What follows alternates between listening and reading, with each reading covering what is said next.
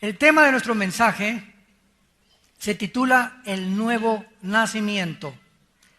El nuevo nacimiento o la regeneración espiritual, que son frases sinónimas. El nuevo nacimiento o la regeneración espiritual. Había un hombre de los fariseos que se llamaba Nicodemo, un principal entre los judíos, o sea, un líder religioso. Este vino a Jesús de noche y le dijo: Rabí, sabemos que has venido de Dios como maestro, porque nadie puede hacer estas señales que tú haces si no está Dios con él. Respondiendo Jesús le dijo: de cierto te digo, que el que no naciere de nuevo no puede ver el reino de Dios. Nicodemo le dijo: ¿cómo puede un hombre nacer siendo viejo? ¿Puede acaso entrar por segunda vez en el vientre de su madre y nacer? Respondió Jesús: de cierto te digo, que el que no naciere de agua y del Espíritu no puede entrar en el reino de Dios. Lo que es nacido de la carne, carne es, y lo que es nacido del Espíritu, Espíritu es. No te maravilles de que te dije: os es necesario nacer de nuevo. El viento sopla de donde quiere y oyes su sonido, mas ni sabes de dónde viene ni a dónde va. Así es todo aquel que es nacido del Espíritu. Respondió Nicodemo y le dijo: ¿cómo puede hacerse esto?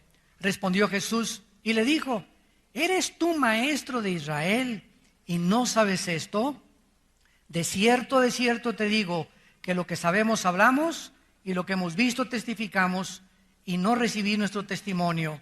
Si les he dicho cosas terrenales y no creéis, ¿cómo creeréis si os dijere las celestiales? Una de las maravillas más asombrosas de la filosofía, el sistema de pensamiento bíblico, es que ningún otro sistema filosófico ni ninguna otra religión puede emitir un diagnóstico del problema humano. Teniendo en cuenta que los humanos estamos conscientes de que hay algo malo en nosotros, de que por qué hacemos lo que no queremos hacer, por qué el mal que no quiero hacer lo hago, por qué sabiendo que los médicos me han dicho que fumar me va a lesionar mis encías, mi lengua, mi faringe, mi esófago, mi tráquea, mis alvéolos pulmonares, que me estoy envenenando cada vez que estoy prendiendo un cigarro, que puedo acabar con enfisema pulmonar, que voy a tener disfunción eréctil? Los hombres que fuman tienen disfunción eréctil, se acaba el sexo. ¿Por qué, a pesar de que tenemos toda esta información, lo siguen haciendo muchas personas? ¿No creen ustedes que existe una contradicción entre lo que sabemos y entre lo que hacemos? ¿Por qué, si yo tengo este conocimiento de que todas estas cosas me están afectando, por qué las sigo haciendo? ¿Por qué, si estoy consciente que el alcohol en exceso puede arruinar mi vesícula biliar, mi hígado, puedo morirme de cirrosis hepática, puede afectar mi garganta, mi voz, como cantantes famosos en México que han arruinado por el alcohol sus voces, etcétera, etcétera? ¿Por qué las personas se siguen emborrachando y abusando del alcohol? Entonces, esto nos muestra que el ser humano es autodestructivo. De eso no hay absolutamente ninguna controversia. El ser humano es autodestructivo. Lo que el ser humano hace es para arruinar su vida. ¿Por qué, si yo sé que el divorcio es malo y voy a cargar consecuencias, voy a lastimar a mis hijos, les voy a causar traumas grandísimos, por qué solamente en ese conflicto con mi matrimonio pienso nada más en mí, en mi felicidad? Yo no soy feliz con ese hombre, no soy feliz con esa mujer, me voy a divorciar. Y creo yo que al salir de ese medio ambiente que yo creo que es lo que ocasiona mi infelicidad, me voy a otro medio ambiente que creo que voy a estar mejor. Si me caso con otra persona, voy a estar mejor. Y así puedo creer que eso fue el problema, y me voy a otro medio ambiente con otro hombre y pasa lo mismo, y con otro, y llegas a casarte 2, 3, 4, 5, 6, 7, 8, 10, 9 veces, como los artistas de cine, deportistas, políticos. descubriendo que ningún hombre te va a hacer feliz y ninguna mujer te va a hacer feliz. ¿Por qué? Porque no nos casamos para buscar que alguien nos haga felices, nos casamos para que nosotros tratemos de hacer feliz a la persona con la cual nos casamos. Y si tú crees que te casaste para que te hicieran feliz, pues no has entendido, ¿verdad?, lo que significa que sin sacrificio no puede haber bendición de Dios. Entonces, ese egoísmo, esa ambición, esa avaricia, esa autodestrucción del ser humano, ¿de dónde proviene? Bueno, los hombres no tenían la Biblia. Y entonces, a principios del siglo XX, un hombre llamado Sigmund Freud, que se le conoce como el padre del psicoanálisis o el padre de la psicología, comenzó a pensar. Él leyó la Biblia y leyó varios pasajes de la Biblia y la desechó. Digo, no, el problema no puede ser así, el problema tiene que estar en la psique, en la mente. Entonces este doctor vienés comenzó a traer pacientes, los comenzó a sentar en una silla, eran pacientes enfermos de histeria, los comenzó a hipnotizar Sigmund Freud y a tratar de llevarlos a una mente inconsciente para en el subconsciente tratar con ellos y para que cuando regresaran a la conciencia puedan ser sanados en el mundo de la subconsciencia o de la inconsciente. Lo que le llaman en la psicología el gran yo, etcétera, etcétera, o los problemas que él creyó que venían de la sexualidad infantil o del medio ambiente. Entonces Freud se levantaba a las 2, 3 de la mañana, neurótico, bañado en sudor, decía a su esposa que tenía apariciones igual que Hitler, que tenía visiones, etcétera, etcétera. Y entonces entró la psicología en el siglo XX a sustituir el mensaje que Dios tenía en la palabra.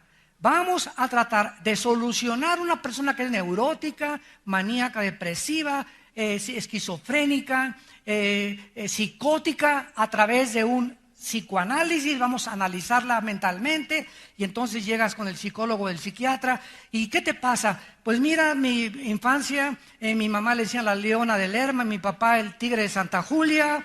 Me fui huérfana, fui abusada por mi papá, o me violó mi tío, o cuando era niña me pasó estas cosas. Entonces la psiquiatría o la psicología comienza a deducir o a tratar de diagnosticar una terapia para esos daños emocionales, traumáticos, mentales que ocasionaron, que hemos sido todos los seres humanos lastimados por alguien o por algo en nuestra vida pasada. Todos los cristianos hemos sido de diferentes formas lastimados en la vida.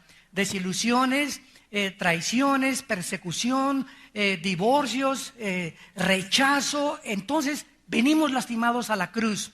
Entonces el psicólogo o el psiquiatra no tiene, escúcheme con mucho cuidado, desgraciadamente, ninguna terapia para sanar tu psicosis, tu esquizofrenia, tu manía depresiva, etcétera, etcétera, más que con chochos, con pastillas tranquilizantes. Mire, doña Chola, tómese estos 2 chochos y en la noche va a dejar de aullar como coyote. Cuando usted se sienta así, tómese este Cuanil o tómese estas pastillas de Valium. Pero yo tomo pastillas, me dice mucha persona, prescritas por el doctor. Sí, sin que tú te des cuenta, estás metiéndote, escúchame con mucho cuidado. Y lo hicimos con mucha decencia también para aquellos que tienen la profesión de la psicología o de la psiquiatría. Porque ayuda a la psiquiatría y la psicología cuando usan la Biblia como terapia. Yo tengo una hermana, Tere, nuestra hermana de Alejandro y yo, que es psicóloga con un doctorado en terapia familiar, y después de graduarse, ¿verdad?, de psicología, se dio cuenta que la única solución era, la mejor psicología es la Biblia, el diagnóstico de Dios, y ahora lo combina de una forma maravillosa. Y ha descubierto, ¿verdad?, un increíble porcentaje de pacientes sanados sin darles pastillas tranquilizantes. Las pastillas tranquilizantes, ¿qué es lo que te hacen? Bueno, son químicos. Vamos a partir de ahí. Son químicos. Valium, Prozac, Equanil, son químicos que entran al sistema del gran simpático, al sistema nervioso, y lo afectan. Si eres neurótica, te calma para que la bomba trabaje menos, a menos presión. Pero esos químicos se vuelven adicción tarde o temprano, porque llega el momento en que si no te los tomas, no funcionas. Y en otros casos necesitas cada 6 meses o cada año una dosis más grande, más grande y más grande. Sin que te des cuenta, con el tiempo eres una persona adicta a las drogas. Porque son drogas. ¿Qué es una droga? Aquello que afecta o altera, no el cuerpo, el sistema emocional y el sistema sentimental de la persona o la mente. Una medicina, ¿verdad?, para el dolor de cabeza es una droga, pero no está afectando mis emociones ni mi sistema nervioso. Pero cuando me vuelvo adicto a una cosa como las pastillas tranquilizantes, me encuentro prisionero y esclavo de drogas que he creído que me van a liberar de mi problema. Entonces el ser humano inventó la psicología. Después vino otro hombre llamado Friedrich Nietzsche, un filósofo alemán, y dijo, no, el problema está en que el ser humano está siguiendo el cristianismo.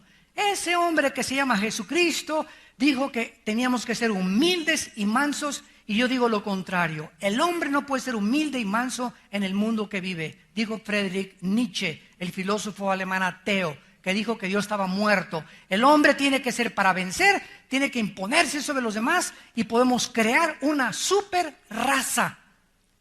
Pasaron los años y en 1925 un hombre llamado Adolfo Hitler, que se encontraba en la cárcel, escuchó y leyó las lecturas y la filosofía de Friedrich Nietzsche y absorbió la lectura de Nietzsche al partido nazi o al partido socialista alemán para poder incrementar lo que Nietzsche dijo. Y Hitler se convenció, vamos a crear a la raza superaria. Vamos a matar a todos los negritos, vamos a matar a todos los judíos. Alguien le metió en la cabeza que los judíos querían conquistar al mundo y que ellos se iban a apoderar e impedir que él conquistara el mundo. Y comenzó Hitler a creer que podía crear una super raza de seres humanos. Después vino también Carlos Marx y su famoso capitalismo. Cuando yo estuve en el Partido Comunista, cuando yo me hice ateo y socialista comunista, me comencé a inmiscuir en las filosofías de la dialéctica materialista marxista, estudié a Lenin, estudié a Hegel, estudié a todos estos filósofos, y ahí descubrí, ¿verdad?, que Marx dijo, no, el problema del ser humano no es ni la psicología, no es ni Dios, el problema del ser humano, dijo Marx, es el capital. La clase burgués, la clase del proletariado tiene que derrumbar a la clase de la burguesía, y cuando bajemos a los burgueses y les demos pinochetazo, ¿verdad?, a los ricos, entonces el pobre va a poder repartir las riquezas y el capital va a ser una cosa equitativa. Marx se volvió a equivocar, como se equivocó Freud, como se equivocó Nietzsche, en que el problema humano no es el capital, no es la clase proletariada derribando a la clase burguesa para solucionar el problema. El problema del ser humano es que cuando la clase del proletariado, o sea, los pobres, le arrebatan el poder a los ricos, esa clase de los pobres vuelven a cometer el mismo error que los ricos. El más grande ejemplo de este fracaso es Cuba. Cuando derrocaron a Batista, Fidel Castro, y la gente feliz y todas estas cosas, ya no hay dictadura, hay libertad. Y comienzan los nexos con Nikita Khrushchev, y comienzan los nexos con el comunismo y con Rusia, y llega el comunismo a Rusia. Y influenciados por eso, comienza el gobierno a monopolizar todo. ¿Y saben lo que hacen? Le ponen una barda a Cuba y dicen, de aquí nadie sale. Cuba se convierte en una prisión, en una cárcel, negándoles a los ciudadanos su libertad de poder manifestar y viajar a donde ellos quisieran. Y ahorita en el siglo XXI es uno de los lugares más pobres del mundo, donde no tienen ni la tecnología. El internet está comenzando a entrar, no hay ni coches, no hay nada de aquellas cosas de las que el mundo ha progresado a través de la mezcla del capitalismo con los demás sistemas sociales. Entonces nos damos cuenta que fue un fracaso. Esto lo reconoció Mikhail Gorbachev. En 1989 Gorbachev va al Vaticano y le dice al Papa Juan Pablo II, permítame desde aquí, desde la sede de millones de personas en el mundo, dar un mensaje. Y dice Gorbachev en 1989 en el Vaticano, damas y caballeros, políticos del mundo, fracasó el comunismo en Rusia. Es una mentira. nos aislamos del capitalismo y si sacamos a Dios de nuestro país, fracasamos rotundamente. Tenemos que cambiar nuestro sistema y a él le llamó a esa reforma la perestroika, que era un cambio social total, donde Rusia entonces le abre las puertas a las iglesias, le abre las puertas a los misioneros, le abre las puertas a las inversiones de los países capitalistas, le abre las puertas a todas las cosas en las que se habían cerrado y creían que podían subsistir de los demás países del mundo con un sistema que era monopolizar absolutamente todo, que es el principio del socialismo y del comunismo.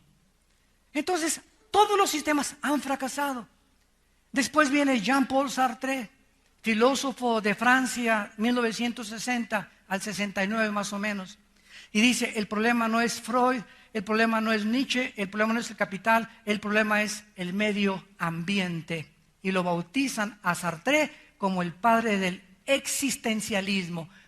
Paz y love, peace and love. Sartre influye en un grupo musical llamado los Beatles, que en los 60s comenzaron a cobrar fama.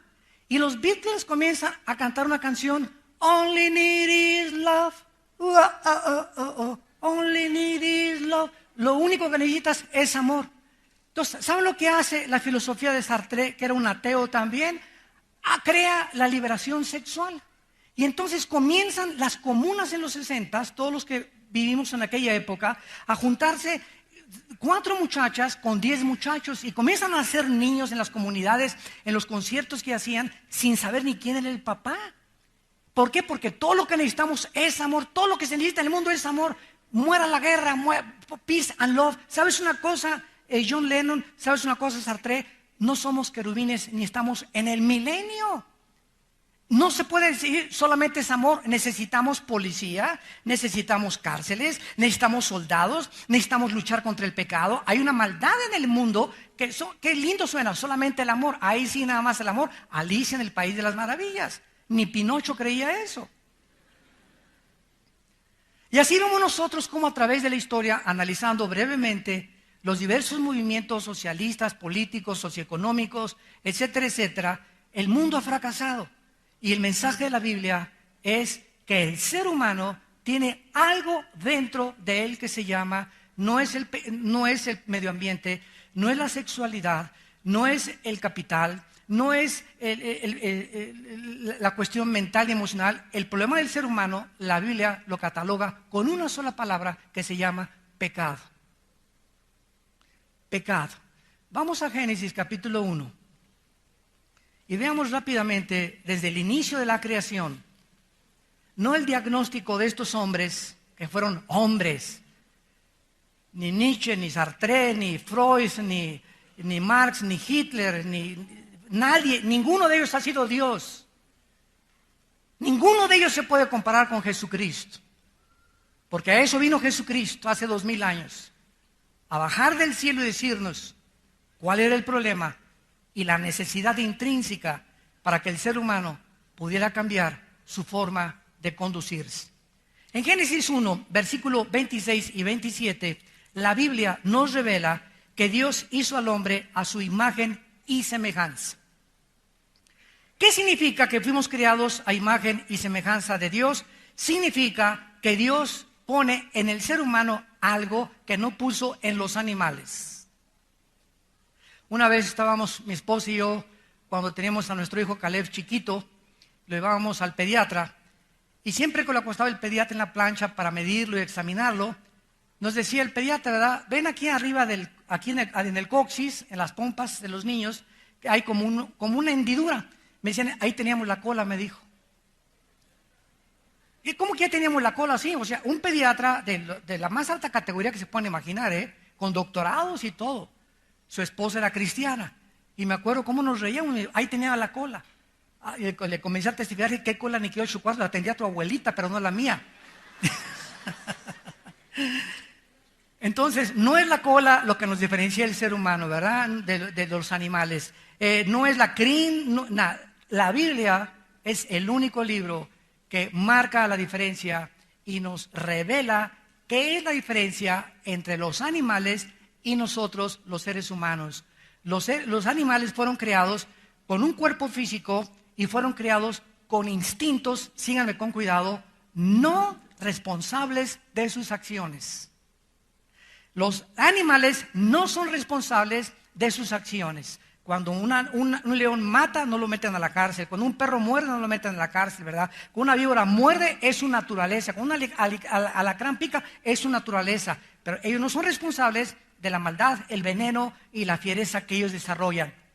Y tienen alma los animales. ¿Qué significa que tienen alma? Que tienen sentimientos, tienen emociones y tienen una razón para reconocer a sus amos. Sobre todo delfines, perros y caballos. Y los changos también.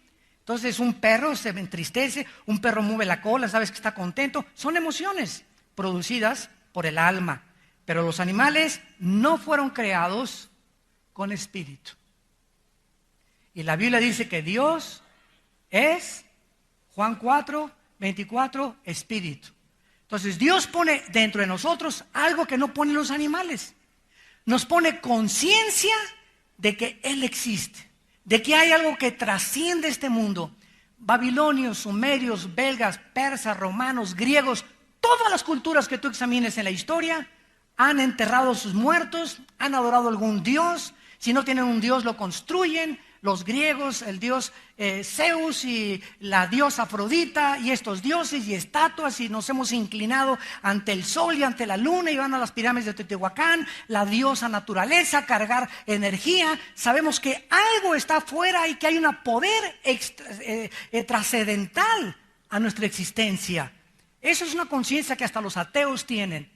Sin embargo, los seres humanos tenemos esa conciencia que no tienen los animales. Nunca había visto un grupo de conejitos haciendo un servicio religioso. O 10 changos haciendo, alabado sea el Señor, ¿verdad?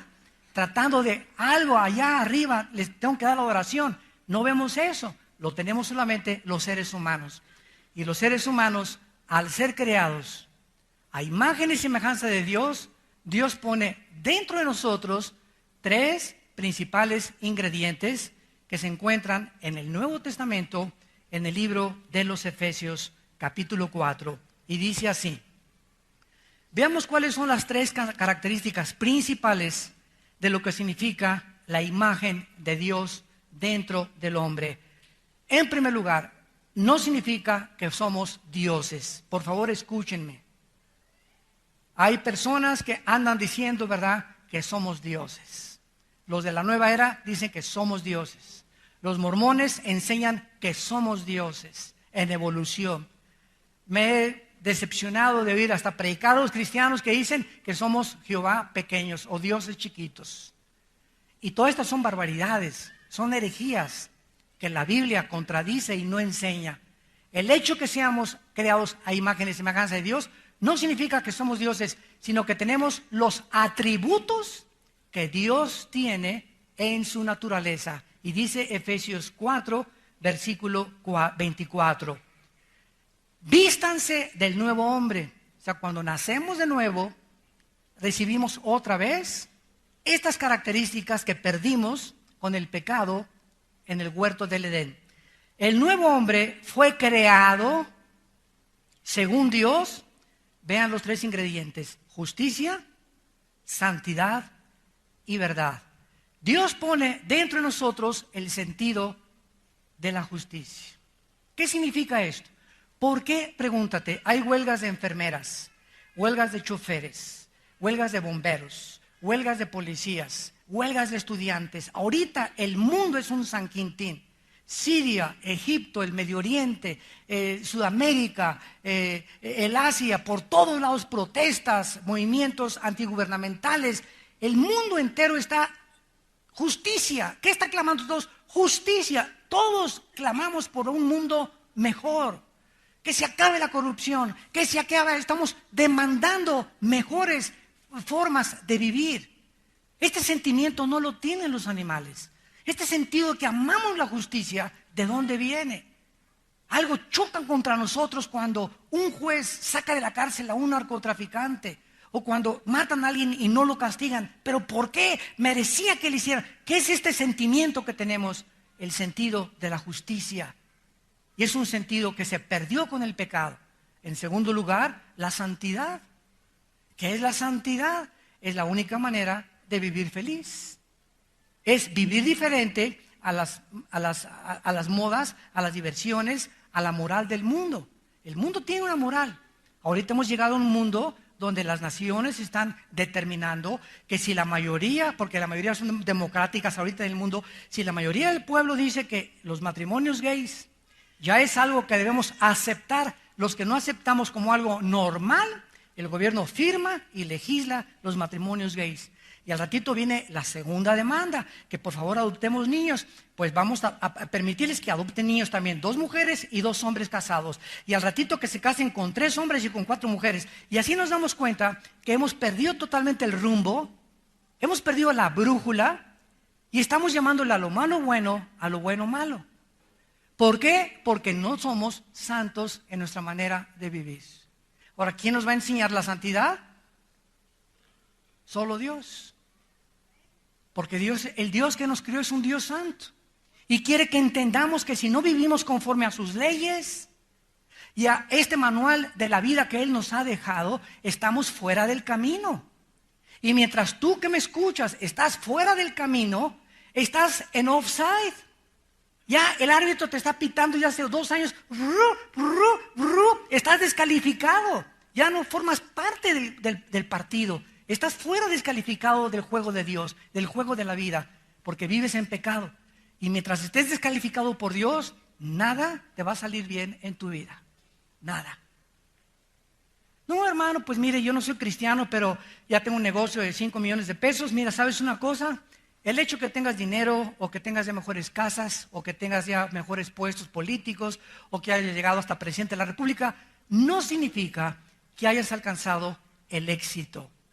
Porque tú puedes llegar a la cima de la fama, eres Miss Belleza Latina, eres Mister Universo, eres gobernador, lo que tú me quieras. Si tú llegas a la cúspide sin Dios, allá arriba, cuando llegues a donde tú crees que es el éxito, mientras más alto hayas llegado, de más alto vas a caer. Y allá cuando estés arriba en la cima, vas a descubrir que el poder enferma, que la fama enferma. Y te va a hacer tanto mal haber alcanzado el éxito y el dinero que te vas a corromper más rápidamente y más rápido vas a acabar con tu propia familia. Como dijo Salomón en Eclesiastés capítulo 6, hay hombres a quienes Dios les da dinero, les da fama, les da poder, no les falta nada, pero, dice Eclesiastés 6 versículo 2, pero Dios no les da el don de disfrutar la vida. Una cosa es que tengas y otra cosa es que disfrutes lo que tienes. Tú puedes irte a Acapulco y hospedarte en el mejor hotel de Acapulco, sin Dios. Y llegas y por acá esto y el otro y la borrachera y te fuiste a la disco y te drogaste y tus pericazos y tu mote y tu bachichazo y lo que tú quieras te has metido, alcohol y regresas a México, no sabes ni dónde estuviste en los últimos 3 días. Ni disfrutaste el sol, ni la luna, ni meditaste, ni tuviste paz, todo fue, ¿verdad? Estrés. Y te das cuenta que la vida sin Dios no tiene sentido ni propósito para vivir.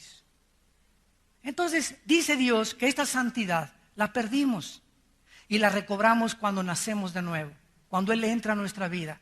Y la santidad es la única manera de ser felices. Mi matrimonio tiene que ser santo,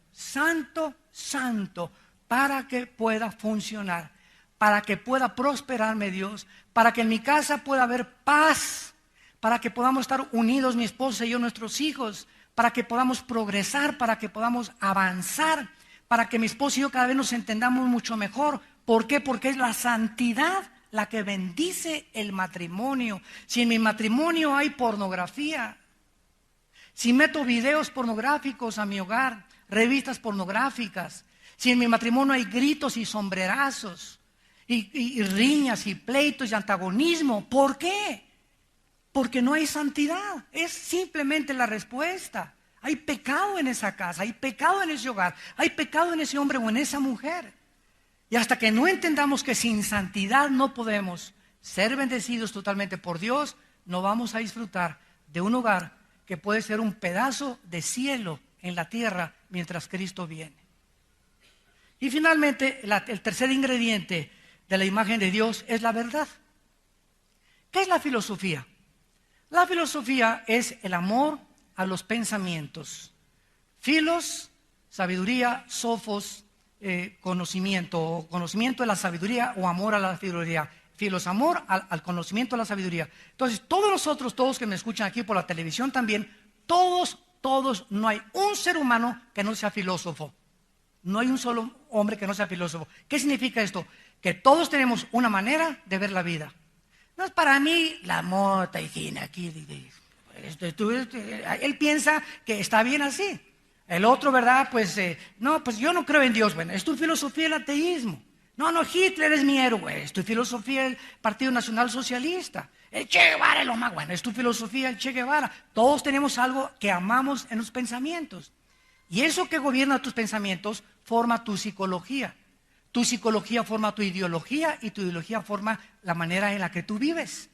Tú haces lo que haces, compras lo que compras, ves lo que ves, porque es lo que tú crees que es tu vida. Esa es tu verdad. Pero cuando venimos a la Biblia encontramos que la verdad es absoluta. No es de que, oigan, me preguntaron, ¿el homosexualismo es bueno o es malo? Mira, yo no puedo decir que es bueno o que es malo, según tú es malo, según mí es bueno. Dice la Biblia, los homosexuales no heredarán el reino de Dios. Pero hay buenas noticias: si tú eres homosexual y vienes y naces de nuevo, Dios te perdona, no importa lo que hayas hecho en tu pasado. Son las buenas noticias del Evangelio de Cristo, que no importa lo que hayamos hecho ni la condición de donde Dios nos sacó, hay perdón en la sangre de Cristo. Esas son las buenas noticias para toda la gente pecadora.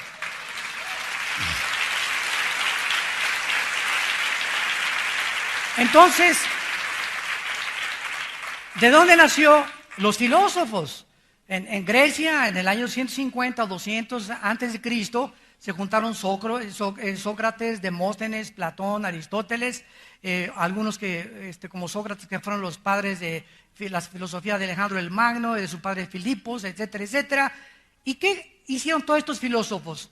Pensar nada más, todo el día estar pensando en la razón pura, en no la razón, en la metafísica, y cada quien con sus rollos.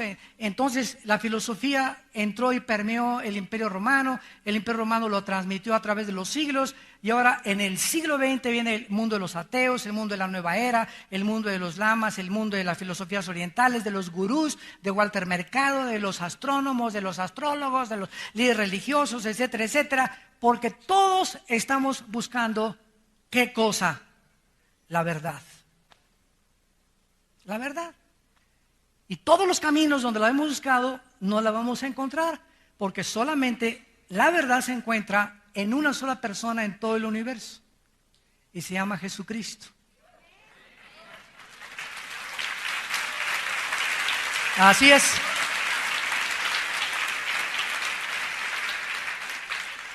Yo me convertí con este versículo, Juan 14:6. Cuando yo leía, cuando mi hermano Alejandro me prestó la Biblia, cuando yo era ateo y él fue el que me ayudó a encontrar a Cristo, mi hermano Alejandro, que es pastor aquí en esta iglesia, y me dijo, te recomiendo que comiences con Juan. Llegué a Juan 14:6 y dije, Jesús dijo, yo soy el camino, la verdad y la vida. Cuando leí, Jesús dijo, yo soy el camino, la verdad, en ese momento me quedé así como paralizado. Dije, entonces Buda fue mentiroso, Zoroastro fue mentiroso, Mahoma fue mentiroso, todos los líderes han sido mentirosos, porque él dice que él es la única verdad que existe en el universo. Todos los demás han sido verdades relativas. Pero la consistencia de la verdad se encuentra en una persona, en la persona de Jesús. Y eso me hizo comenzar a estudiar la vida de Jesús y descubrir que lo que él decía y las palabras que él enseña en la Biblia, nadie las había hablado. Nadie había hablado como Jesús, ni con la autoridad que Jesús habló, ni el mensaje que traía esperanza. Comencé a sentir algo que nunca había sentido en mi vida: paz. Me comencé a sentir tranquilo conmigo mismo. Era un manojo de nervios y de estrés y de odio contra la autoridad, y borracheras y drogas y todo. Y me encuentro, ¿verdad?, con que alguien realmente está resucitado, vive. Y es el único que ha dicho, yo soy la resurrección y la vida. Buda no lo dijo, Mahoma no lo dijo, el Che Guevara no lo dijo, el Dalai Lama el día que se atreva, pues que lo demuestre. etcétera, etcétera. Pero Jesús resucitó de los muertos y su resurrección transformó el imperio romano y la historia. Cristo no es un personaje mitológico ni fantasioso. La misma historia respalda todas las cosas que están registradas en la Biblia. La arqueología, la antropología, la sociología, todo lo respalda lo que está en la Biblia. Y la historia nos muestra que lo que está en la Biblia, los reyes de la Biblia, los autores de la Biblia, todo sucedió en el tiempo y en el espacio. No estamos hablando de Alicia en el País de las Maravillas, ni de Pinocho, ni de a lo mejor, ni de cuál fumaste, compadre. Muy bien, regresamos entonces al libro del Génesis y nos damos cuenta que el hombre fue creado con el sentido de la justicia, de la santidad y de la verdad. Al nacer de nuevo, al invitar a Cristo a nuestras vidas, buenas noticias, recobramos esto que perdimos. Y entonces ahora que ya soy cristiano, me doy cuenta de la realidad. El cristiano no es ni positivista ni negativista. No somos ni muy positivos ni muy negativos. El cristiano es realista, en medio.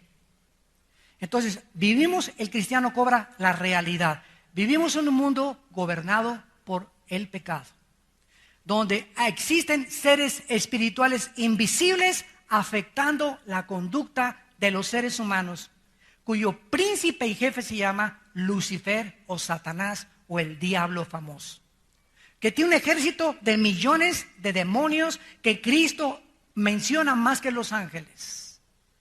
Y cuando Cristo pisa el terreno de nuestro planeta, su primer enfrento es contra los demonios, contra seres que estaban dentro de personas a los cuales Él les habla y se los saca, y la persona recobra sus 5 sentidos.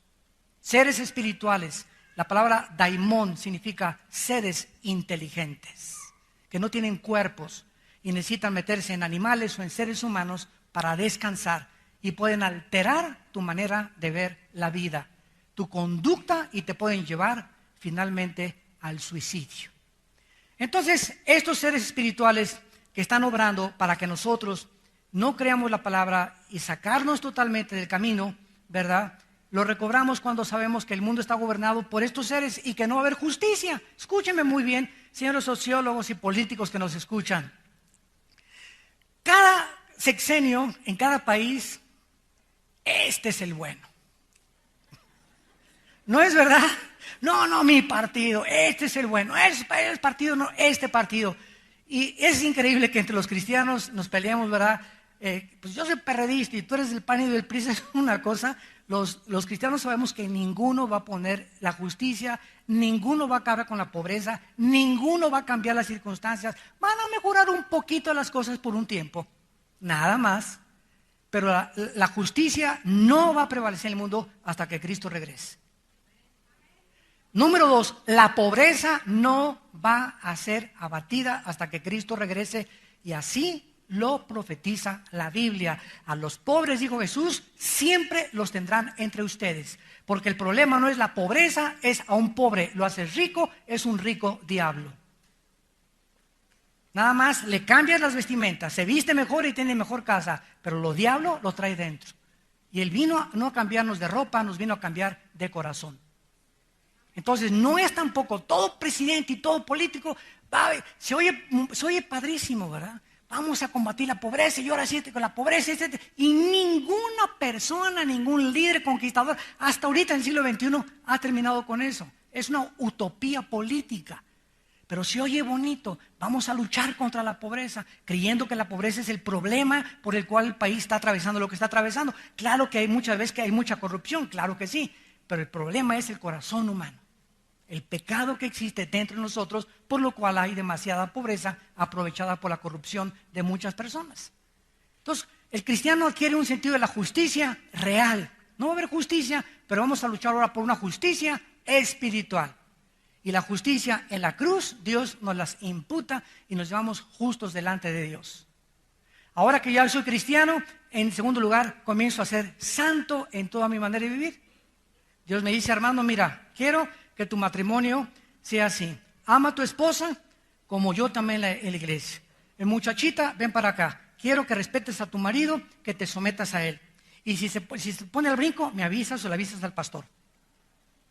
Entonces nos pone las reglas en el matrimonio. Hijos, amen a sus padres, Efesios 6, respeten a sus padres para que les vaya bien. A nadie le puede ir bien en la vida siendo mal hijo. Que mi padre fue narco, mi mamá fuera la leona de Lerma. Lo que tu mamá y lo que tu papá hayan hecho y lo que hayan sido, eso no es tu problema, es un problema de Dios. Tú tienes como hijo y como hija toda su vida honrarlos. Y mamá, usted no sabe qué es lo de lo peor, es borracha, parrandera y jugadora, mi mamá. ¿Sabes una cosa? Eso no es tu problema. Tú le hablas, mamacita, ¿cómo estás? Habla a tu hija Cristina, habla a tu hijo Juan. Estoy orando por ti, mamá, quiero decirte que te quiero mucho. Y le cuelgas el teléfono. Eso se llama honrar a tus padres. Aquí estoy para cualquier cosa en que yo te pueda ayudar. Y les conté el testimonio de un misionero con el cual yo comencé mi vida cristiana en Acapulco, en Guerrero. Creo que ya se lo saben esa historia. Era un muchacho con el cual yo iba a la sierra. Estuve 3 años de misionero antes de entrar de predicador, de 1978 al 81 más o menos. Y cuando llegamos a Acapulco, estábamos ya listos para ir a mi casa. Y me dice este hermano de misionero, ¿me acompañas a ver a mi mamá? Y le dije, sí, claro, con mucho gusto. Y entonces me lleva a la zona roja de Acapulco. La zona roja, para los que no sepan, es un lugar en muchos pueblos de México donde concentran los gobiernos a las prostitutas. Son las zonas de prostitución de muchos municipios, le llaman la zona roja. Y yo me asusté y dije, bueno, este cuate ya se le metió el diablo, ¿verdad? Entramos a la zona roja y me dice, no, es que aquí trabaja mi mamá. ¿Cómo que aquí trabaja tu mamá? Sí, aquí trabaja mi mamá. Y le vengo a traer de comer. Bueno, y entramos así con una especie como de disco, de cantina, eran como las 11, 12 del día, desde luego que no había mucho trabajo, y estaba una señora así tirada en la barra, así una crudota tremenda, y se acerca mi hermano en Cristo, me reservo su nombre, y la abraza a ella, mamita, ¿qué estás haciendo aquí?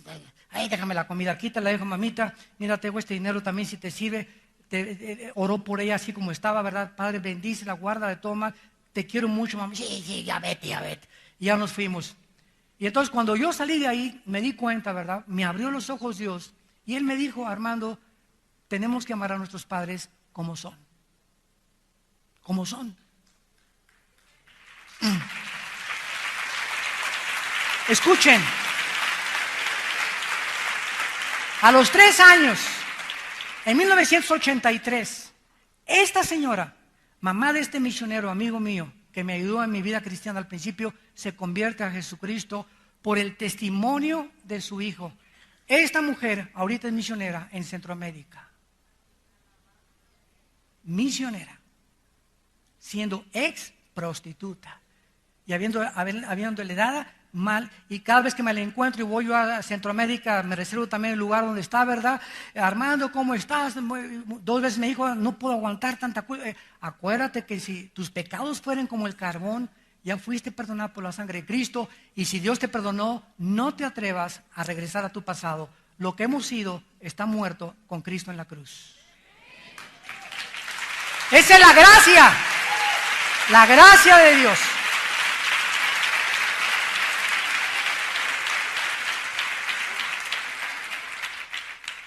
Esto el cristiano lo recobra. ¿Cómo se llama esto? Compasión y misericordia por los demás. Esto es algo que se perdió con el pecado. Por la gente que no es cristiana no tiene esta misericordia y compasión por la gente. Ven al bolero y échame. Y trata a su servidumbre, a empleados domésticos y a todos, ¿verdad? Manejan así. ¿Tú qué no sabes quién soy yo? Y la prepotencia, ¿no? Y siempre queriendo, ¿verdad? Humillar a los marginados, a los pobres, o hacerlos a un lado, o sentar hasta frente a los ricos. Y no, los pobres con guaraches, se sienten, échenlos allá hasta atrás. Esa es la actitud de la persona que no es cristiana. Y cuando venimos en Cristo, tiene que acabarse eso. Ya no hay judío, ni griego, ni pobre, ni rico, ni político. Aquí porque seas aquí gobernador no te voy a sentar aquí hasta adelante. O porque seas el que pusiste el techo de la iglesia, no creas que por eso vamos a tener favoritismos. Aquí el que haga favoritismos deja de ser siervo de Dios. Esto es lo que nos enseña la Biblia. Y tenemos que regresar a eso. Porque Dios no hace acepción de personas. Y si nosotros las hacemos, dejamos de ser siervos de Dios. Porque simplemente porque a lo mejor la persona está mejor vestida, la vamos a tratar mejor. ¿Sabes una cosa? Deja de ser siervo de Dios. Ya mis motivos son equivocados. Y cuando hay motivos equivocados, ya no es el Espíritu quien me está guiando, es mi carne. Y vemos en penúltimo lugar, en el capítulo 4, el capítulo 3 del Génesis, que el pecado produce 4 cosas en la raza humana desde hace 6,000 años que tiene de historia la raza humana, no el planeta Tierra. El planeta Tierra puede tener 15 billones de años. No sabemos cuántos millones de años ya la Tierra existía antes que fuera puesto Adán. Porque la Biblia nos habla de un mundo preadámico, que antes que Dios pusiera al hombre, restaura en el versículo 3 de Génesis la tierra, y entre el versículo 1 y 2 del Génesis ahí la tierra estaba desordenada y vacía, el Espíritu de Dios movió sobre la faz de las aguas y había tinieblas, palabras usadas con el pecado. Hubo una rebelión aquí en la tierra antes que nosotros. Vino un juicio y Dios cubrió la tierra con agua. Y Dios no cubrió originalmente la tierra con agua. Entonces la cubrió con agua en el versículo 2 y después hace que el agua se eleve, se crean los mares, la expansión de las nubes y entonces viene la creación del ser humano y de las plantas otra vez. Entonces antes de nosotros este planeta estaba ocupado, tal vez pienso yo, por los demonios y Satanás, de acuerdo a Ezequiel 28 y Isaías capítulo 14. Pero cuando el hombre es puesto aquí en la tierra y el hombre se rebela contra Dios, dice el versículo 6 capítulo 3 del Génesis: vio la mujer que el árbol era bueno para comer, agradable a los ojos, codiciable para alcanzar sabiduría, tomó de su fruto, comió, dio a su marido, el cual comió así como a ella. La mujer sedujo al hombre desde el principio. ¿Ya ven? No es cierto, que ni mi esposa me oiga. Cuando me preguntan siempre, ¿por quién entró el pecado al mundo? Me citan Romanos 5:2. Así como el pecado entró al mundo por un hombre, no dice por una mujer. Romanos 5:12. Así como el pecado, y por el pecado entró la muerte pasó a todos los hombres porque el pecado pasó para toda la raza humana. Oiga, pero si vamos a la Biblia, me dicen muchos estudiantes de teología, sobre todo esta pregunta me la hicieron ahí en el seminario de Guatemala, seminario teológico de Guatemala, un estudiante muy inteligente, me dice: oiga, hermano Dulce, pero aquí se dice que fue la mujer. ¿O no? ¿O tiene usted otra Biblia? Me dijo. Le dije, no. Y me dice, sí, ¿verdad? Pues, chirrión. De veras, ¿verdad? Aquí dice eso, ¿verdad? Fue la mujer, la primera que pecó, y ella le dio al hombre. Y porque dice la Biblia entonces que por el hombre entró el pecado. Muy bien. La palabra cuando dice que por entró el pecado a un hombre, significa lo siguiente: la mujer es la que peca, pero el hombre es el que transmite el pecado a través de la semilla, del esperma. Si tuviéramos 10 mujeres ahorita y no hubiera ningún hombre en el mundo, ¿verdad? Se acabarían entre ellas. Ya no había más pecado ni multiplicación de pecado. Porque no habría quien lo transmitiera. Pero el que transmite el pecado es el hombre. Entonces el pecado entró porque el hombre lo transmitió. El momento en que él se cruza, ¿verdad? O embaraza a Eva, da a luz a Caín y Abel. Pero es en el esperma, en el cromosoma Y del varón, donde viene el pecado para la transmisión. Eso lo pueden ver ustedes en la serie que prediqué sobre la genética de Satanás. Pueden comprar la serie y explicamos todo el proceso de la genética a través de la historia. Entonces, vean, lo más importante es esto, dice el versículo 7. Entonces, la primera reacción del pecado es que fueron abiertos los ojos de ambos y conocieron que estaban desnudos, cosieron hojas de higuera y se hicieron delantales. Pregunta, ¿qué estaban ciegos? ¿A qué se refiere que fueron abiertos los ojos? Desde luego, los ojos espirituales. Adán y Eva, antes de pecar, eran como un niño de 3 años con una niña de 3 años en la tina bañándose juntos. El niño de 3 años ni siquiera está consciente de la desnudez de la niña, de la bebé, ni de la bebé del niño de 3 años. Pero un niño de 5 o 6 años y una niña de 5 años, ya los metes juntos y ya se tapan. Ya descubrieron su desnudez. Ya tienen conciencia de la desnudez. ¿No es verdad? Un niño de 2 o 3 años lo pones junto al excremento. Y agarra el excremento el niño de 2 o 3 años y se lo come. Y nada de que huele mal, pero un niño de 5 años, 6 años, fúchila. Mientras vamos creciendo, vamos adquiriendo un conocimiento que no teníamos del mal, de los malos olores, de la desnudez, que no podemos andar ya encuerados todos. ¿Por qué? Porque la conciencia que el pecado produjo, hasta los ateos están conscientes de que hay mal en el mundo. Y si hay mal, tiene que haber bien, señor ateo. Y si hay bien, ¿de dónde proviene el bien y de dónde proviene el mal?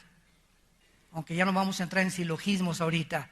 Entonces la conciencia, en segundo lugar, dice el versículo 8, oyeron la voz de Jehová y corrieron y se escondieron. En segundo lugar, el hombre desde entonces vive escondido de Dios. Y tú vienes a esta mañana, a esta reunión, o los que nos escuchan por televisión, y estás escuchando este mensaje. Y este mensaje está entrando hasta la cueva donde tú estabas metido. Y te está alumbrando y te está diciendo, estás en tinieblas. Te acompañan vampiros y murciélagos en tu cueva, en tu vida espiritual. Y hay una luz, y esa luz, síguela y te va a sacar del estado en el que tú estás viviendo. Ya no vivas escondido de Dios, pero nos escondimos por causa del pecado. En tercer lugar dice el versículo 10, y él respondió, oí tu voz y tuve miedo. Entró el temor. Temor de la muerte. Temor de que me quede sin seguro social. Temor de que si mi esposo se muere, ¿quién me va a mantener? Temor de que si me muero, ¿quién se queda con mis hijos? Temor de que si me muero sin herencia, el gobierno me quita la casa. Temor de subirme al avión. Temores, temores, temores, temores. Y desde el Génesis hasta el Apocalipsis hay una frase que recorre toda la Biblia: no tengan miedo. No tengas temor. Yo soy tu Dios que te acompaño, te sostengo con tu mano derecha, nunca te dejaré, nunca te desampararé. Estaré contigo hasta el fin del mundo.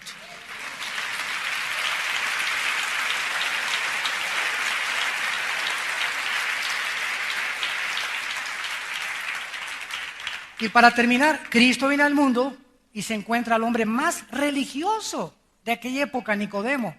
El hipocritón de Nicodemo viene de noche a Jesús, porque se había corrido el rumor de que cualquiera que aceptara a Cristo como el Mesías, lo expulsaran de las sinagogas. Juan capítulo 9. Entonces viene de noche.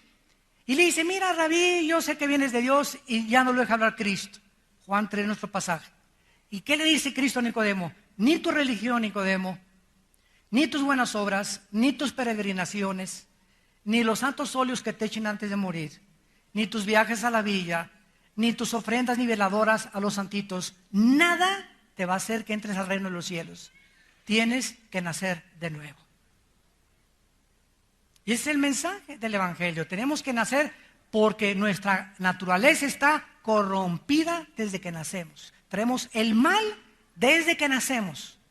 Somos autodestructivos. Si tú no lo consideras cierto, es el único diagnóstico verdadero que existe en el mundo acerca de la condición de la raza humana.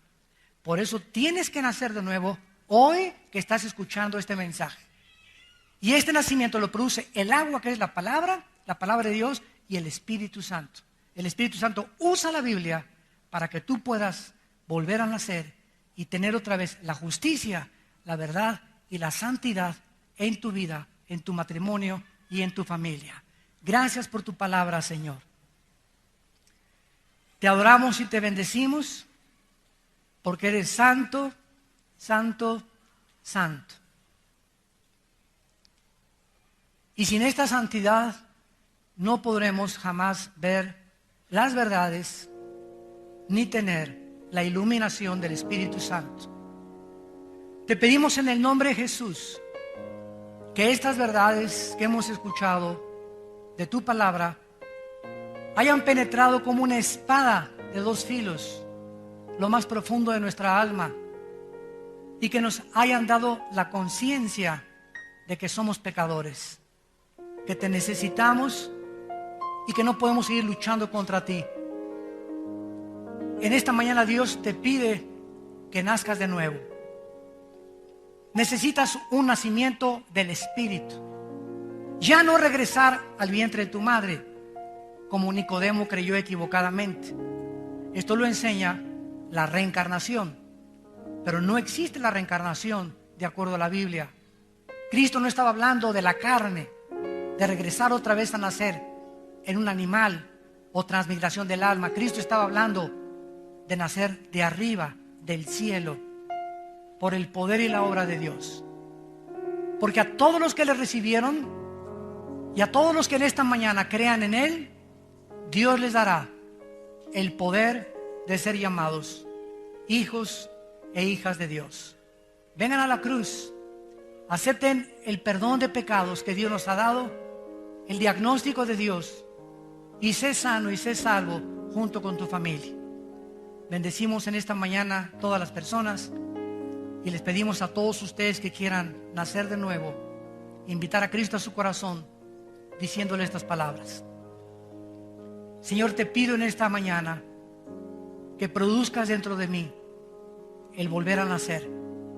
Necesito volver otra vez a resucitar espiritualmente.